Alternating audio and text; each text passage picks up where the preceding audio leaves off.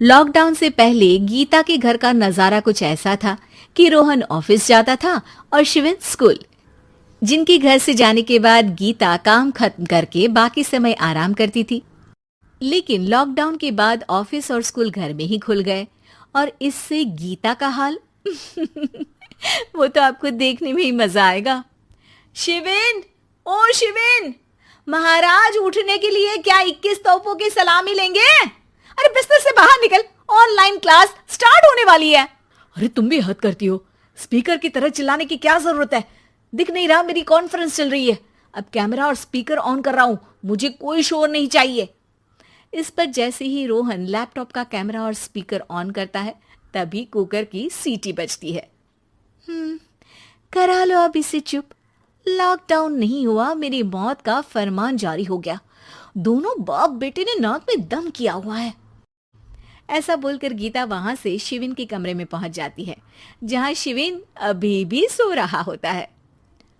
ओ आलसी, अब अगर 5 मिनट में नहीं उठाना तो आज तेरा गेम और यूट्यूब कैंसिल। माँ की बात सुनकर शिविन बिना 1 मिनट गंवाए उठ खड़ा होता है। उठ गया, अभी नहाकर भी आता हूँ। ये नाटक कहीं और, मुंह पर गीला कपड़ा मार और पढ़ने बैठ। शिविन की ऑनलाइन क्लास स्टार्ट हो जाती है, जिस पर गीता उसे वहां बिठाकर रसोई में चली जाती है। थोड़ी देर में उसे कमरे से कुछ आवाज सुनाई देती है, जिसे सुनकर वो कमरे में वापस आती है। हाय राम, तुझे क्लास अटेंड करने के लिए बोला था, कैमरा ऑफ करके बिस्तर पर नाचने के लिए नहीं बोला था। मम्मी मुझे कुछ समझ नहीं आ रहा, आप बाद में पढ़ा देना ना, वैसे भी अटेंडेंस तो लगी गई है। हाँ हाँ बेटा, जरूर बन जा, तू अभी से हम सबका बाप बन जा। अरे नहीं मतलब कहाँ से लाते हो इतना दिमाग, और पढ़ाई करते हुए ये चला कहाँ जाता है? नाइस क्वेश्चन, दिमाग से पूछकर बता दूंगा। शिविन की बातों से परेशान होकर गीता उसे मारने के लिए जैसे ही आगे बढ़ती है तभी वो कमरे से बाहर भाग जाता है।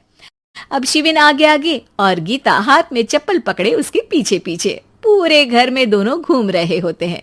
इसी बीच वो रोहन के पास पहुंच जाता है और शिविन को मारने वाली चप्पल रोहन के लैपटॉप पर जाकर गिरती है।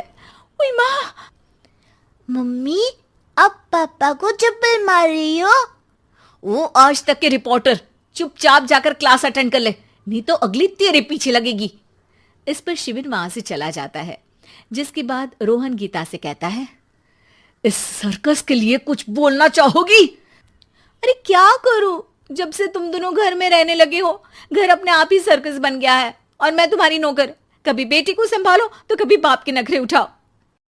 इन्हीं सब उथल पुथल में दिन बीतते रहते हैं, जिसमें हर रोज घर के अंदर कुछ नया सियप्पा खड़ा मिलता है, जो ज्यादातर शिविन और रोहन के ऑनलाइन स्कूल और ऑफिस से रिलेटेड ही होता है।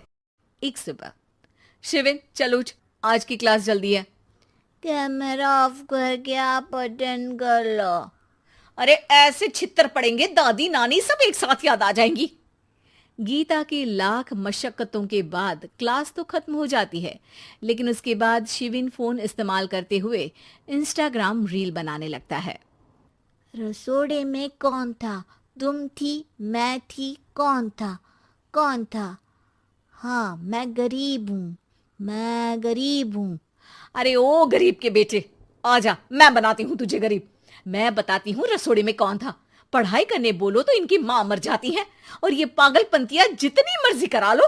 गीता शिविन को डांट रही होती है, तभी रोहन बीच में बोल पड़ता है। अरे बच्चा ही तो है, इतना गुस्सा क्यों कर रही हो? बेटे का साथ देने की इसी एक कोशिश में अब शिविन के साथ साथ रोहन भी गीता के गुस्से की सूली पर चढ़ जाता है। अगर बेटे पर इतना ही प्यार आ रहा है तो इसे क्लास अटेंड क्यों नहीं कराते, इसका होमवर्क क्यों नहीं कराते? उस समय तो बहुत जल्दी मीटिंग आ जाती है, वो काम मैं करूं और यहाँ इस बेफिजुली की चीज में तरफदारी करके बन जाओ महान। हे भगवान, कोई तो इनके ऑफिस आए, नास पिटे ने जिंदगी ही बर्बाद कर दी। खाए कोई, पचाए कोई, कल मुझे चुन चुन कर सबको मेरी बद्दुआ लगेगी। उन्होंने दुनिया का और इन बाप बेटे दोनों ने मेरा जीना मुश्किल कर दिया। गीता वहां से चली जाती है, जिसके बाद रोहन शिविन से कहता है, अरे तुम्हारी मम्मी इतनी भड़की हुई क्यों है? आपकी वजह से पूरा समय घर में रहते हो और उस पर कोई काम कराने की जगह बस ऑर्डर देते रहते हो। अच्छा बेटे, सारा इल्जाम मुझ पर, पूरा दिन तो वो तुम पर ही चिल्लाती है। हाँ, मतलब दोनों का 50-50 है, कुछ करना पड़ेगा। वो कहते ना, make the best out of worst. I have an idea. वैसे तुम्हारी माँ सही कहती है, बहुत जुबान चलाने लगे हो, कम बोला करो। अगली सुबह रोहन और शिविन अपनी गलती को सुधारने के लिए गीता के उठने से पहले घर का आधा काम खत्म कर देते हैं, जिसे देखकर गीता खुश हो जाती है और फिर बाकी बचा काम वो तीनों मिलकर पूरा कर लेते हैं। जिसके बाद अब वो सब मिल बांट कर हर काम में एक दूसरे की मदद करते हुए लॉकडाउन का मजा लेने लगते हैं।